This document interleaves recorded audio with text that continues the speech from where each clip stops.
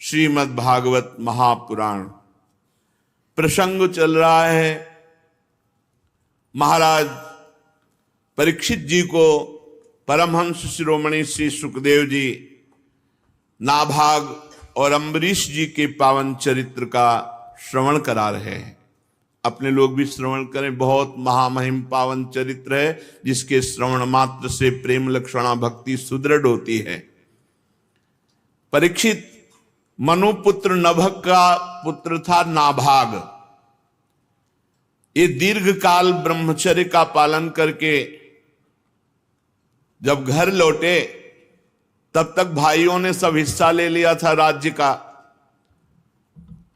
भाइयों ने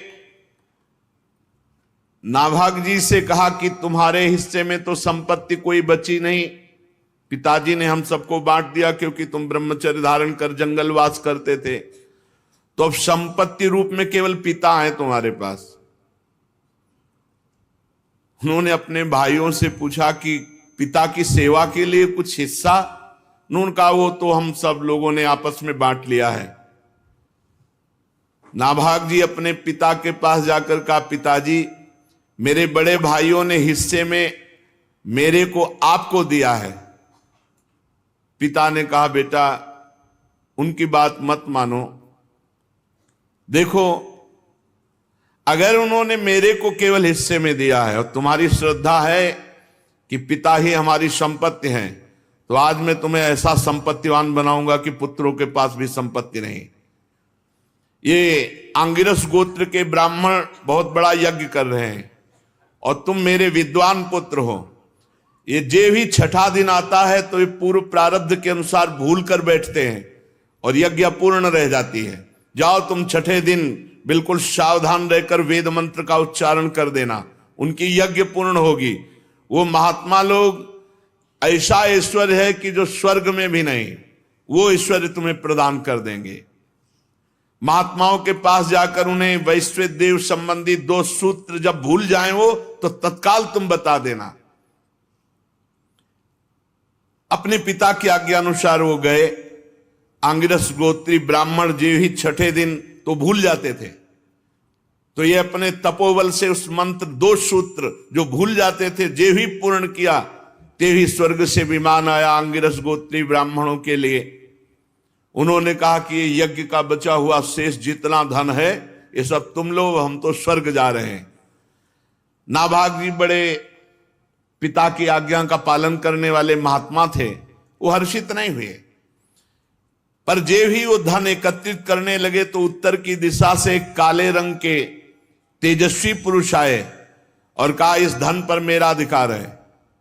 नाभाग ने कहा, नहीं, ऋषियों ने मुझे दिया है क्योंकि मैंने वैश्यदेव संबंधी 2 सूत्र बताए हैं। तो उन्होंने कहा, नहीं, हमारे और आपका विवाद शांत होगा तुम्हारे पिता के ही हाथ से। जाओ अपने पिता से प्रश्न करो जाके, ये पूरी संपत्ति पर मेरा अधिकार है। तब नाभाग ने जाकर पिता से कहा कि पिताजी, एक कोई तेजस्वी महापुरुष आए और उन्होंने कहा यज्ञ का बचा हुआ शेष भाग मेरे अधिकार में है और आपसे पूछा कि न्याय कीजिए। तो आपने ही तो मुझे आज्ञा की थी, मैंने 2 सूत्र बताए, उससे सारी संपत्ति पर मेरा अधिकार, पर वो तेजस्वी पुरुष कह रहे मेरा अधिकार।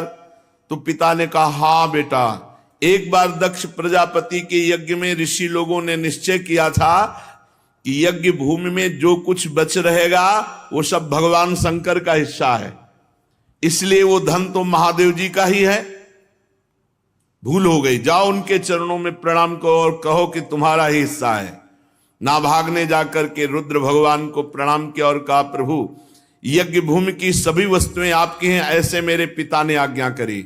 मेरा अपराध क्षमा कीजिए। मैं आपसे सर झुकाकर प्रणाम करके अपने अपराध की क्षमा याचना मांगता हूं। भगवान रुद्र ने कहा, तुम्हारे पिता ने धर्म के अनुकूल निर्णय दिया और तुमने बिल्कुल सत्य आकर मुझसे कहा।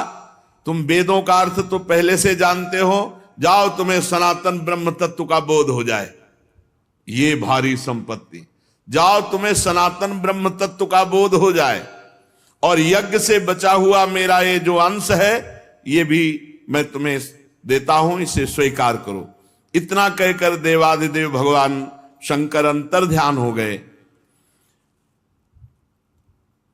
भाइयों ने चतुरता की थी, कोई भी संपत्ति नहीं दी थी। तुम्हारे हिस्से में पिता है, उन्होंने धर्म पूर्वक पिता को स्वीकार किया, तो भगवान शंकर का साक्षात्कार, ब्रह्म तत्व का बोध और अखंड संपत्ति प्राप्त हो गई। जो अपने माता पिता की सेवा का तिरस्कार पूर्वक, अनादर पूर्वक त्याग कर देते हैं, वो दुर्गति को प्राप्त होते हैं, चाहे जितना संपत्ति ले लो। और जो केवल माता पिता की सेवा की तरफ बुद्धि रखते हैं, तो उनका लोक परलोक सब बन जाता है।